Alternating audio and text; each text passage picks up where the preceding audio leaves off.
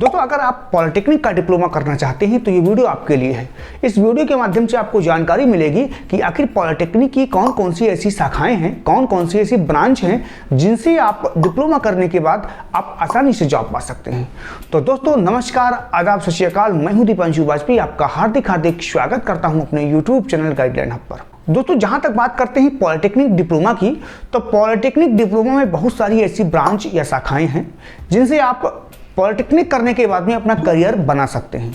लेकिन ऐसा बिल्कुल भी नहीं है किसी भी ब्रांच से आप पॉलिटेक्निक डिप्लोमा कर लेंगे और आप प्राइवेट सेक्टर की अथवा गवर्नमेंट सेक्टर की अच्छी जॉब पा जाएंगे, ये बिल्कुल असंभव ही है।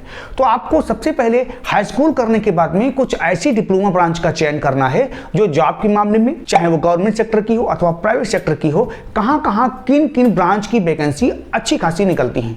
तो इस वीडियो के माध्यम से आपको जानकारी मिलेगी कि पॉलिटेक्निक डिप्लोमा की ऐसी 5 महत्वपूर्ण ब्रांच यानी शाखाएं के बारे में जिनसे आप अगर आप पॉलिटेक्निक का डिप्लोमा कंप्लीट करते हैं तो आपको जॉब आसानी से मिल सकती है। गवर्नमेंट सेक्टर में और प्राइवेट सेक्टर में इन शाखाओं की अच्छी खासी वैकेंसी निकलती है।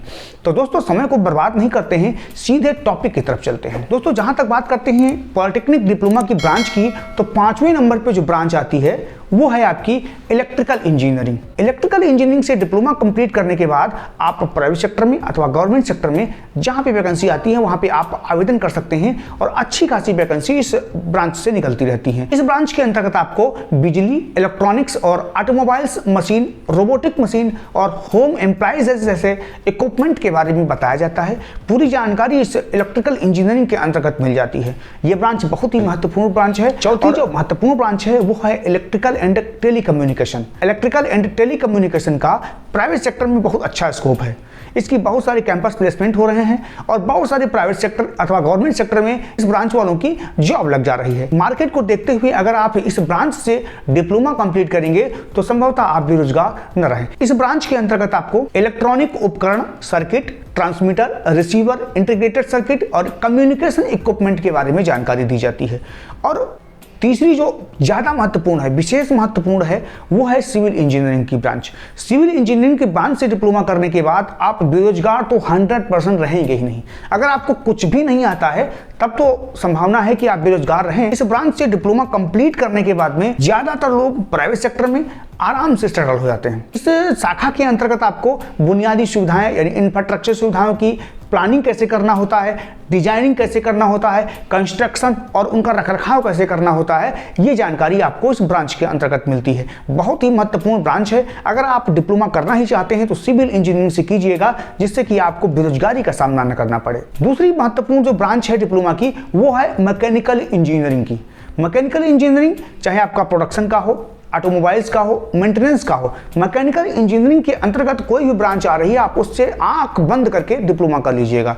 इस ब्रांच से डिप्लोमा करने के बाद में आप गवर्नमेंट सेक्टर की अथवा प्राइवेट सेक्टर की आराम से जॉब पा सकते हैं। इस ब्रांच से बीटेक जो करते हैं उनको थोड़ा बहुत समस्या जॉब के मामले में आ सकती है, लेकिन डिप्लोमा करने के बाद में आप संभावना यह है कि आप 100% कहीं ना कहीं सेटल हो जाएंगे। इस ब्रांच के अंतर्गत आपको मैकेनिकल डिवाइस की समस्या का अवलोकन करना, एनालिसिस करना, इंजन डिवाइस या प्रोडक्शन की टेस्टिंग करना आदि जानकारी आपको इस ब्रांच के अंतर्गत दी जाती है। पॉलिटेक्निक डिप्लोमा की पहले नंबर की जो आपकी ब्रांच आती है वो है CS यानी कंप्यूटर इंजीनियरिंग यानी computer science and computer technology.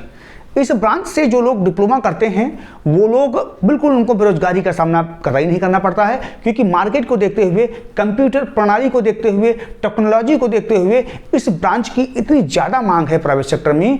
अगर आप में थोड़ा सा भी स्किल है तो आप कहीं ना कहीं आराम से सेटल हो जाते हैं। इस ब्रांच के अंतर्गत आपको हार्डवेयर, सॉफ्टवेयर और IT सेक्टर यानी इंफॉर्मेशन टेक्नोलॉजी की पूरी जानकारी इस ब्रांच के अंतर्गत दी जाती है। यानी अगर आप पॉलिटेक्निक डिप्लोमा करना चाहते हैं तो ये 5 महत्वपूर्ण ब्रांच हैं। पहली आपकी computer engineering and computer technology, दूसरा मैकेनिकल इंजीनियरिंग, तीसरा सिविल इंजीनियरिंग, चौथा इलेक्ट्रॉनिक एंड टेलीकम्युनिकेशन इंजीनियरिंग और 5वां महत्वपूर्ण ब्रांच है जो डिप्लोमा की वो है इलेक्ट्रिकल इंजीनियरिंग। अगर आप इन 5 में से किसी एक का चयन करेंगे तो संभावना है कि आपको बेरोजगारी का सामना करना न पड़े। कैसा लगा वीडियो आप कमेंट के माध्यम से हमको जरूर बताइएगा और अगर आपको ये पसंद आया हो तो लाइक कर दीजिएगा और हमारे चैनल को सब्सक्राइब कर लीजिएगा।